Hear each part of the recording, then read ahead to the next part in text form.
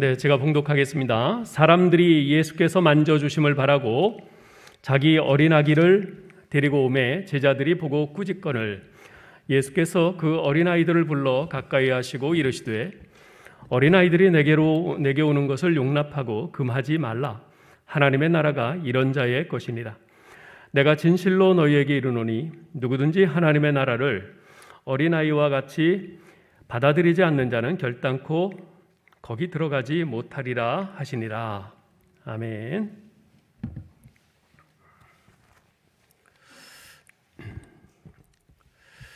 자, 오늘은 이제 학습 세례식에 있는 날이라서 이제 이 본문을 가지고 좀 말씀을 드리려고 합니다. 하나님 나라에 합당한 자라는 제목으로 말씀을 드리려 하는데요. 자, 먼저 여러분에게 질문을 좀 하나 드리죠. 여러분은 천국이 어떤 사람의 것이라고 생각하십니까? 아니, 천국에 받아들여질 만한 사람은 어떤 사람이라고 생각하시나요? 먼저 15절을 보면 이렇게 기록되어 있습니다. 사람들이 예수께서 만져주심을 바라고 자기 어린 아기를 데리고 오매 제자들이 보고 꾸짖거늘. 어떤 사람들이 어린 아기를 데리고 예수님께 나왔어요. 예수님께서 안수하고 기도해 주시기를 바라서였죠. 그런데 그들은 예수님께 가기도 전에 제자들에게 제지를 당했어요. 제자들은 어린 아기를 데리고 온 그들을 꾸짖었죠. 아마도 제자들에게는 그들이 바쁘신 예수님을 방해하는 거추장스러운 사람으로 비춰졌던 것 같습니다. 그곳에는 예수님의 손길을 필요로 하는 더 많은 어른들이 있었기 때문이죠. 사실 당시 이스라엘 사회는요, 남자와 어른 위주의 사회였습니다. 여자와 아이들은 가정과 사회의 구성원이기는 했지만 남자와 어른만큼 권리를 인정받지는 못했어요. 여자와 아이들은 무시되기 일쑤였고요, 사회 구성원으로서의 발언권이 전혀 없었습니다. 그러나 하나님 나라는 달랐어요. 그리고 하나님 나라의 왕이신 예수님도 다르셨습니다. 예수님께서는 병든 사람들, 가난한 사람들, 천한 일을 하는 사람들, 그리고 여자와 어린아이들을 인격적으로 대우하셨습니다. 아니, 예수님께서는 그런 사람들에게 특별히 더 친절하셨어요. 왜냐하면 그들은 더 많은 보살핌을 필요로 하는 사회적인 약자들이었기 때문입니다. 그러나 제자들은 그 당시 사회 관습과 가치관에 아주 깊이 젖어 있었어요. 그들은 어린아이들은 자신들의 스승이신 예수님의 관심과 주의를 끌만한 가치가 없는 존재라고 판단했습니다. 예수님의 소중한 시간이 그런 어린아이들에게 쓰여지는 것이 낭비라고 생각했습니다. 그래서 어린아이들이 예수님께로 오는 것을 막았고 그들을 데리고 오는 사람들을 꾸짖었던 것이죠. 그런데 여러분 혹시 기억하세요? 우리 예수님께서 어린아이들에 대해서 말씀하신 것이 이 한 번은 아니에요. 복음서에 보면 여러 번 나오는데요. 같은 누가복음에서만도 그 앞에 9장 46절로 48절에 가면 그때도 어린아이들에 대해서 예수님이 말씀하신 적이 있었어요. 당시 제자들은 누가 크냐, 서로 누가 잘났냐 이런 문제로 논쟁을 하고 있었어요. 그때 예수님께서 한 어린아이를 그들 가운데 불러 세우시고 이렇게 말씀을 하셨습니다. 누구든지 내 이름으로 이런 어린아이를 영접하면 곧 나를 영접함이요, 또 누구든지 나를 영접하면 곧 나를 보내신 이를 영접함이라. 너희 모든 사람 중에 가장 작은 그가 큰 자니라. 예수님께서 그냥 말씀만 하신 것이 아니고 어린아이를 직접 불러서 자기들 가운데 세우시고 시청각적으로 말씀을 하셨어요. 그 사건의 시각적인 효과는 너무나 강렬했죠. 그래서 모르긴 몰라도 제자들 뇌리에 깊이 각인돼 있었을 겁니다. 그때로부터 얼마나 시간이 지났는지는 모르겠지만 제자들은 주님의 그 교훈을, 그때 그 교훈을 마음속 깊이 간직했어야 돼요. 그래서 사람들이 어린아이를 데리고 예수님께 나왔을 때 지난날 예수님께서 어린아이를 자기들 가운데 세우시고 주셨던 그 교훈, 그것을 떠올리면서 앞을 닥터 그 어린아이들을 영접해 드려야 마땅했을 겁니다. 왜냐하면 이런 어린아이 하나를 영접하는 것이 곧 예수님을 영접하는 것이라고 하셨으니까요. 그러나 정작 제자들이 보인 반응은 그런 기대와는 전혀 달랐죠. 여러분, 우리 중등부 학생들도 참 많은데 여러분, 세상에서 가장 힘든 것이 뭐라고 생각해요? 아마 각자 좀 답변은 좀 다를 텐데요. 제가 이렇게 인생을 60 좀 넘게 이렇게 살아보니까 제 생각에는 사람이 바뀌는 거, 사람이 변화되는 것이 가장 힘든 것 같아요. 나를 포함해서. 사람 바뀌는 것처럼 힘든 것은 없어요. 나이가 들면 들수록 더 어렵습니다. 제가 이렇게 목사니까 교회에서 주로 생활을 하잖아요. 그래서 이제까지 수많은 사람들, 교인들을 여기서도 그렇고 미국에서도 그렇고 다 교인들을 이렇게 접해봤는데 사람은 잘 안 바뀌어요. 잘 안 바뀌어요. 그게 정말 힘들더라고요. 예. 인생을 살아온 연륜만큼 우리들은 더욱 두텁고 딱딱한 그 껍질 속에 우리 자신을 가둡니다. 그러니 다른 사람을 변화시킨다는 것은 더더욱 어려운 일이죠. 어떤 사람이 그런 말을 했다고 그래요. 내가 10대 때 나는 이 세상을 바꾸리라 결심했다. 그러나 20대가 되었을 때 내 나라만이라도 변화시키리라 결심했다. 30대가 되었을 때 그 결심은 내 직장만이라도 변화시킬 수 있었으면 하는 소원으로 바뀌었고 40대가 되었을 때 나는 내 가정만이라도 바꿀 수 있기를 소망했다. 그리고 이제 50대가 되어서는 내 자신만이라도 좀 변화되었으면 하는 것이 지금 나의 소원이다. 이 말이 맞는 것 같아요. 예. 사실 제자들만 봐도 사람이 변화된다는 것이 얼마나 어려운 것인지를 잘 알 수 있습니다. 일전에 예수님께서 친히 시청각적으로 어린아이를 가운데 세우시고 분명하게 교훈해 주셨음에도 불구하고 그들의 생각과 가치관은 전혀 달라지지 않았어요. 그런 제자들 모습을 보시면서 예수님 마음이 얼마나 안타까우셨겠어요. 그런 제자들에게 예수님께서는 16절에서 이렇게 말씀하세요. 어린아이들이 내게 오는 것을 용납하고 금하지 말라. 하나님의 나라가 이런 자의 것이니라. 하나님의 나라가 이 어린아이 같은 자들의 것이라 이렇게 말씀하셨어요.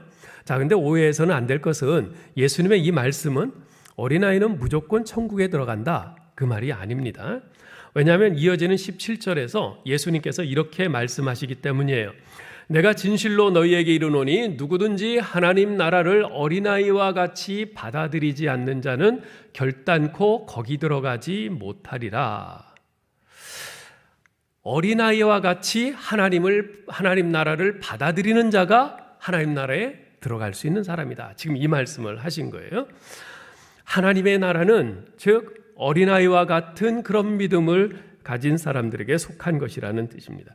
이것은요, 이제 흔히 어린아이와 같아야 천국 들어간다라고 했을 때 어린아이 같은 순진함, 순수함, 순종함 이런 것을 이야기하는 경우들이 있는데 그것은 아닌 것 같아요. 요새 어린아이들 별로 잘 안 순진한 것 같아요. 그렇죠? 또 순종도 잘 안 해요. 그죠? 부모님들이 쩔쩔매잖아요. 예? 예수님 당시에 이스라엘에서는요, 어린아이를 그런 식으로 보지 않았습니다. 어린아이라고 할 때 그 어린아이로 대변되는 특성이 뭐냐면 작고 보잘것없고 궁핍하고 사회적인 지위가 없는 것을 뜻해요. 즉 자기 자신에게는 내세우거나 의존할 것이 전혀 없는 그런 존재, 그런 존재가 바로 어린아이들인 거죠. 그렇기 때문에 지금 어린아이와 같이 하나님 나라를 받아들여야 천국 갈 수 있다 이 말은 내게는 의지할 것이 아무것도 없고 내세울 것이 아무것도 없고 따라서 오직 하나님께만 의지합니다. 하나님만 의지합니다 하면서 하나님만 온전히 의지하고 나오는 사람, 그런 사람을 말합니다. 그런 사람이 하나님 나라에 들어갈 수 있다는 것이, 자신은 아무것도 아닌 연약하고 무능력한 존재임을 인정하면서 온전히 하나님만 의지하는 사람이죠. 이런 예수님의 가르침은요, 예수님이 산상수훈에서 말씀하신 팔복 가운데 심령이 가난한 자는 복이 있나니 천국이 그들의 것이며 라고 한 마태복음 5장 3절 말씀을 떠오르게 합니다. 자신이 죄인됨과 그리고 그 죄 문제를, 자기 죄 문제를 머리카락 하나만큼도 해결할 수 없는 자신의 그 무능력함, 그것을 철저히 깨닫고 인정하는 사람, 그 사람이 바로 복 있는 사람인 것이에요. 왜냐하면 그는 자기 자신에게 철저히 절망하기에 그 빈 마음, 가난한 마음을 가지고 우리 하나님께 나와서 하나님을 온전히 의지할 수 있기 때문에 그렇습니다. 천국은 바로 그런 사람 것이다 라고 우리 주님께서 말씀하시는 거예요. 여러분, 이 세상 나라는요, 우리가 살고 있는 이 세상 나라는 그 사람의 신분, 배경, 학력, 재산, 능력, 외모 이런 것들을 기준으로 해서 그 사람을 우리 모임에 받아들일 건가 말 건가 그걸 결정합니다. 소위 스펙이 어떠냐, 그에 따라서 받아들여질 수도 있고 그렇지 않을 수도 있는 거죠. 그것이 바로 이 세상 나라의 가치관이에요. 그러나 하나님의 나라는 그렇지 않습니다. 자신의 연약함을 인정하고 하나님을 철저히 의지하면서 하나님 아니면 안 됩니다, 저를 불쌍히 여겨주세요, 이렇게 그분 앞에서 자신을 겸손히 낮추는 바로 이런 사람, 어린아이와 같이 자신의 무능력함을 인정하는 사람, 이런 사람이 바로 하나님 나라에 받아들여질 수 있는 겁니다. 이것이 바로 천국의 가치관이에요. 그렇기 때문에 나중에 우리가 천국 가면 놀랄 일이 많을 거예요. 지지난 주일 제가 주일 설교 시간에 말씀드렸죠. 찬송가 305장을 작시한 존 뉴턴이 우리가 천국에 가면 세 가지 사실 때문에 놀랄 거라고 그랬어요. 첫째, 아니 저런 사람이 어떻게 천국에 왔지? 그러면서 전혀 천국에 못 올 것 같은 그런 사람이 와 있는 것을 보고 놀랄 것이고, 둘째, 이상하다, 왜 그 사람이 천국에 없지? 다른 사람은 몰라도 그 사람만은 꼭 천국에 있을 줄 알았는데, 이렇게 생각하면 놀랄 것이고요. 셋째, 죄인 중에 죄인인 내가 나를 잘 아는데 나 같은 죄인이 천국에 와 있는 걸 보고 놀랄 거다 그랬어요. 그것이 천국입니다. 이 세상의 가치 판단 기준과는 전혀 다른 기준을 가지고 있는 것, 그것이 바로 천국이요 하나님의 나라인 것입니다. 예수님께서는 그 말씀을 하시고 친히 어린아이들을 안고 그들에게 안수하시고 축복해 주셨죠.